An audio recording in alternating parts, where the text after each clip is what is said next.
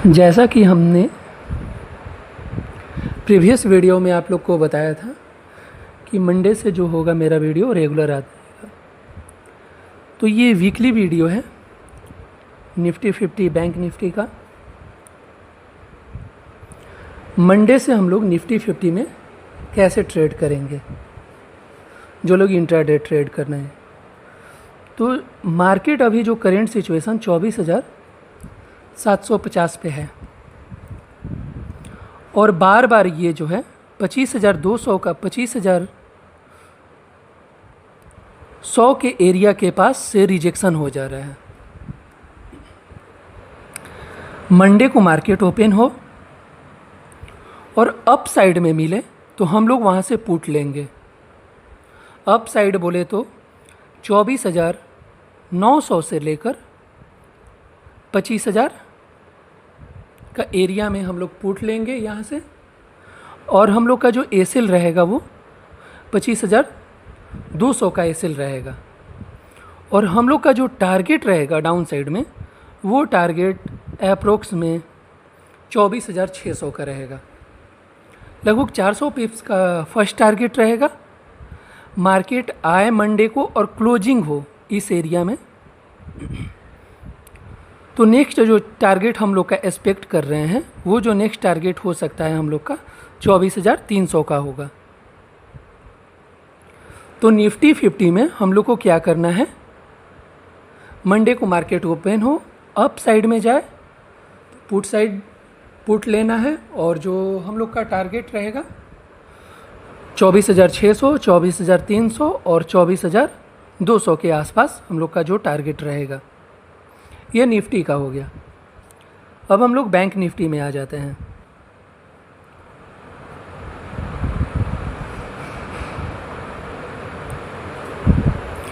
ये bank Nifty का chart हुआ।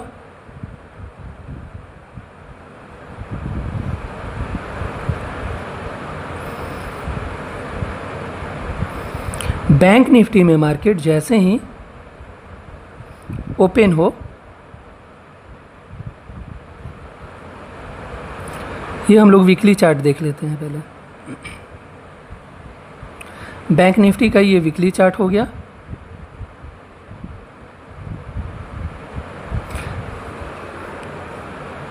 ये डेली बैंक निफ्टी वीकली में बुलिश है।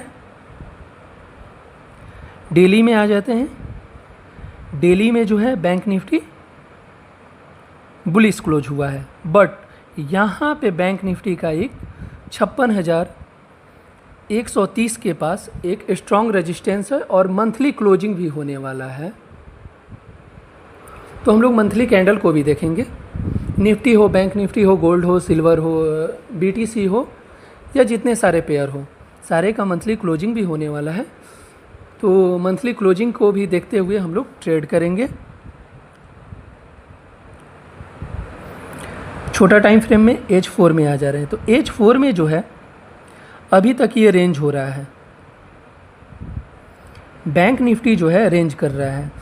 बाय द वे मार्केट 56,140 के पास जाए तो हम लोग यहाँ से पुट लेंगे, और इसका डायरेक्शन फिर हम लोग का फर्स्ट जो टारगेट रहेगा वो 55,300 का और सेकंड जो रहेगा वो 54,600 का रहेगा। और बाय द वे मार्केट यहाँ पर आए रिजेक्शन दे 54,500 पे, तो यहाँ से हम लोग कॉल लेंगे और इसका जो टारगेट सेम वही 56, क्योंकि अभी जो मार्केट जो है इसी एरिया में रेंज हो रहा है। जब तक ये रेंज ब्रेकआउट नहीं होता है हम लोग अप साइड से पुट और डाउन साइड से कॉल लेंगे। तो ये हुआ आप लोग का बैंक निफ्टी का। अब हम लोग आ जाते हैं डॉलर इंडेक्स पे। डॉलर इंडेक्स इसलिए ज़रूरी है क्योंकि हम लोग कोई भी पेयर में ट्रेड करें, चाहे वो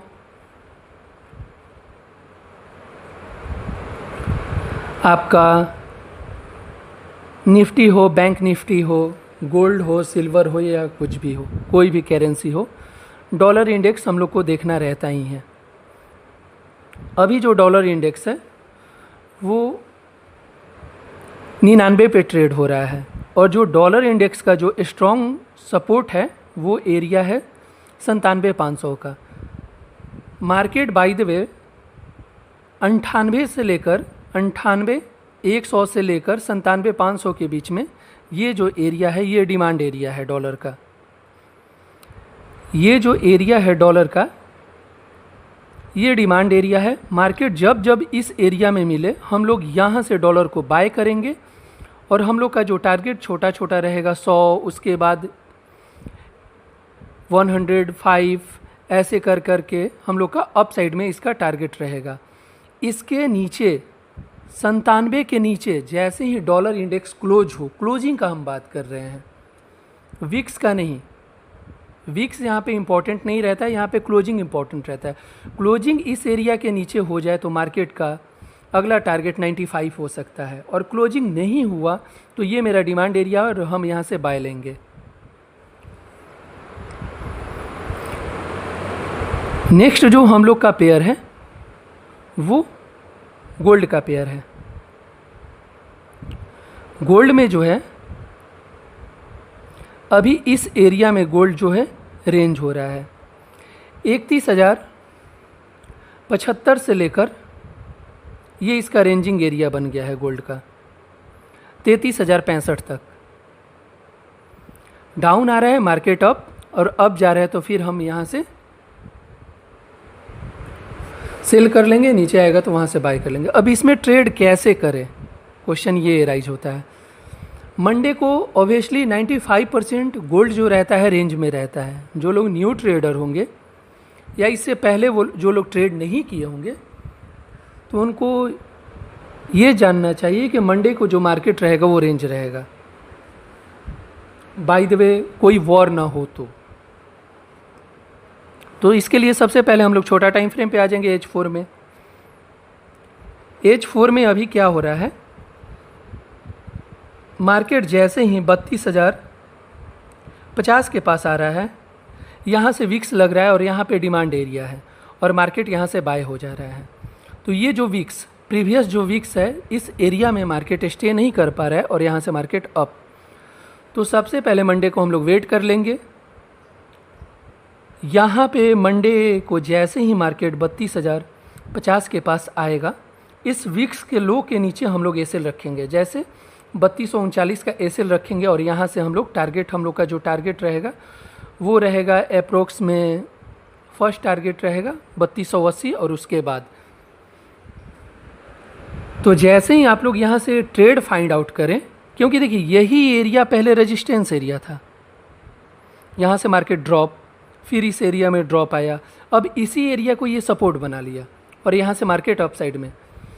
तो जैसे ही मार्केट 39 को ब्रेकआउट नहीं करता है और 3239 से ऊपर रहता है तो हम लोग बाय लेंगे, और 3239 के नीचे H4 का कैंडल क्लोज होता है तो हम लोग सेल साइड रहेंगे, और हम लोग का जो टारगेट रहेगा वो फिर टारगेट हम लोग का सेल साइड में हो जाएगा 3220 और 3205 का।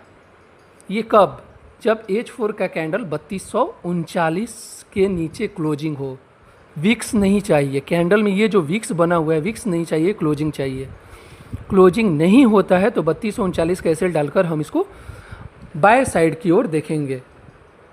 और जैसे ही सारे लोग का 100 पिप्स प्रॉफिट रनिंग होता है तो प्रॉफिट को हाफ प्रॉफिट बुक कर ले, ये नहीं कि पूरा ट्रेड जो है ओपन करके ना छोड़े, क्योंकि अभी गोल्ड में अनसर्टेनिटी बहुत ज़्यादा चल रहा है। तो इसलिए आप अपना हाफ प्रॉफिट बुक करें, हाफ को स्टैंडर्ड एसएल पे होल्ड करें। होल्ड करना हो तो स्टैंडर्ड एसएल पे होल्ड करेंगे, और वो लोग ऐसे ही सीख पाएंगे होल्ड करने के लिए। बिना स्टैंडर्ड एसएल के जो लोग होल्ड करेंगे तो उनका जो वेट वो नहीं कर पाएंगे, और बाय द वे जैसे प्रॉफिट हो रहा हो और लॉस होने लगे तो सोचने लगे काश हम ट्रेड क्लोज कर दिए रहते। तो उससे ज़्यादा बेस्ट है कि हाफ प्रॉफिट बुक कीजिए और हाफ को स्टैंडर्ड एसएल में होल्ड कीजिए। अब इसके बाद हम लोग आ जाते हैं BTC पे। बिटकॉइन का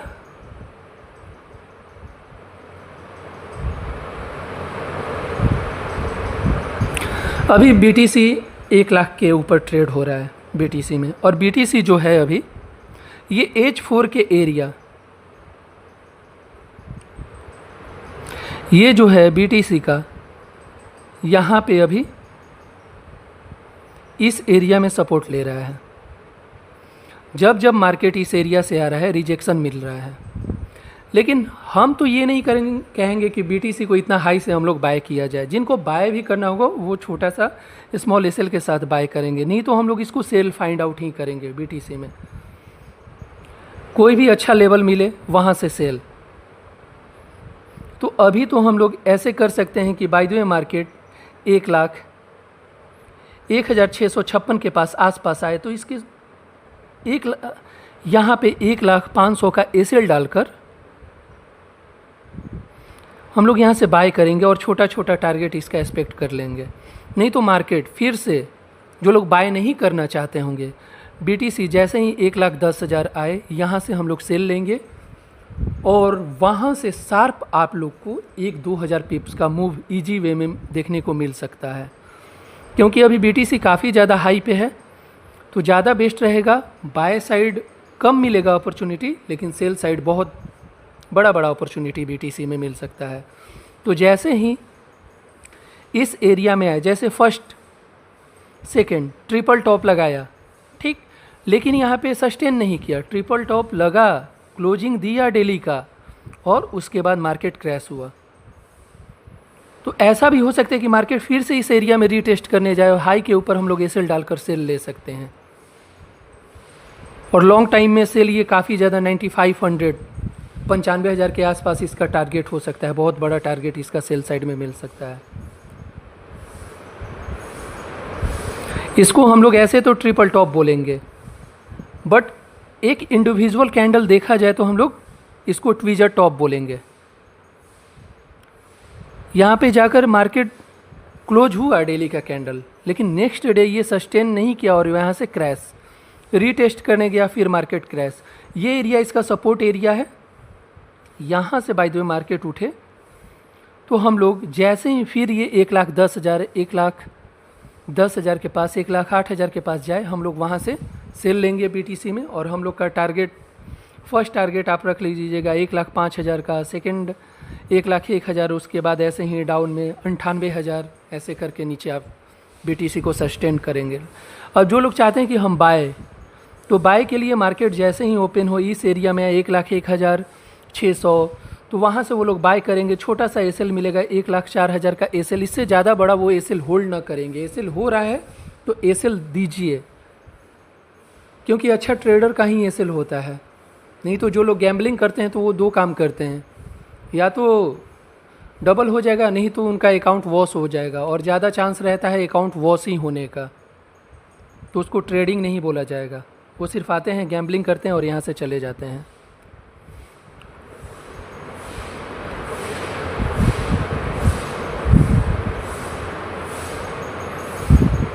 ये सिल्वर का चार्ट हुआ। सिल्वर और गोल्ड सेम रहता है। कभी कभी ऐसा होगा कि गोल्ड जो है अप चला गया, लेकिन सिल्वर जो है वहीं पे रेंज करेगा, और बाय द वे बाद में उसका डायरेक्शन अप साइड में क्लियर हो जाएगा। तो जैसे अभी जो है गोल्ड रेंज हो रहा है, वैसे सिल्वर भी रेंज हो रहा है।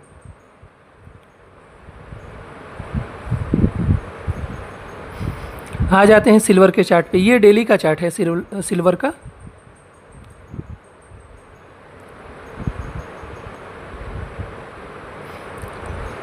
मार्केट जैसे ही इस एरिया में मिले सिल्वर 34,40 और 34,60 के आसपास आपको सिल्वर मिले तो हम लोग यहाँ से सेल लेंगे, और हम लोग का टारगेट जो रहेगा 33,60 का, और उससे नीचे एस्पेक्ट हम लोग टारगेट कर सकते हैं 32,197 तक। ये सिल्वर का है। बाय द वे सिल्वर में हम लोग बाय ढूंढना चाहते हैं तो छोटा टाइम फ्रेम में आ जाएंगे। ये H4 का टाइम फ्रेम है, और यहाँ से हम लोग बाय सिल्वर में देख सकते हैं। तो कौन सा एरिया है जो हम लोग बाय देख सकते हैं, तो इसका एरिया 32,000, 31,098 के आसपास जैसे ही मार्केट इस एरिया में है, इसके वीक के नीचे एसएल रखेंगे 3168, 3165 के आसपास एसएल, और हम लोग यहाँ से बाय कर सकते हैं, लेकिन छोटा एसएल ही रखना है, ज़्यादा बड़ा एसएल नहीं रखना है,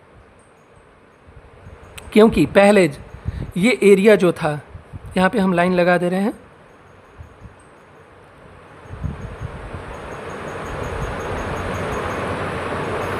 ठीक, ये एरिया पहले हम लोग का रेजिस्टेंस का काम करता था, अब यही एरिया सपोर्ट का काम करने लगा, और मार्केट यहाँ से देखिए कितना बार मार्केट जो है रिजेक्शन हुआ है। इस एरिया में आए अप, फिर इस एरिया में आया, फिर अप, फिर इस एरिया में आया अप, फिर ये मार्केट यहाँ पे आएगा, और फिर ऐसा हो कि फिर यहाँ पे अप चला जाए। तो ये एक सपोर्ट का काम कर रहा है।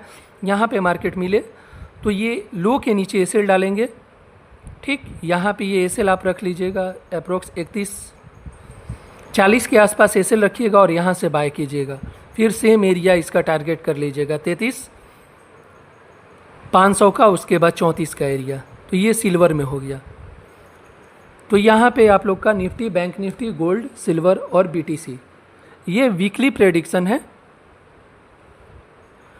तो जिनको स्टॉक में जो स्टॉक का प्रेडिक्शन चाहिए वो कमेंट में नीचे स्टॉक का नाम लिख देंगे, और लॉन्ग टर्म हो, शॉर्ट टर्म हो, इंट्राडे, जैसे भी उनको ट्रेड चाहिए हम उनको ट्रेड फाइंड आउट करके बता देंगे। Thank you for watching.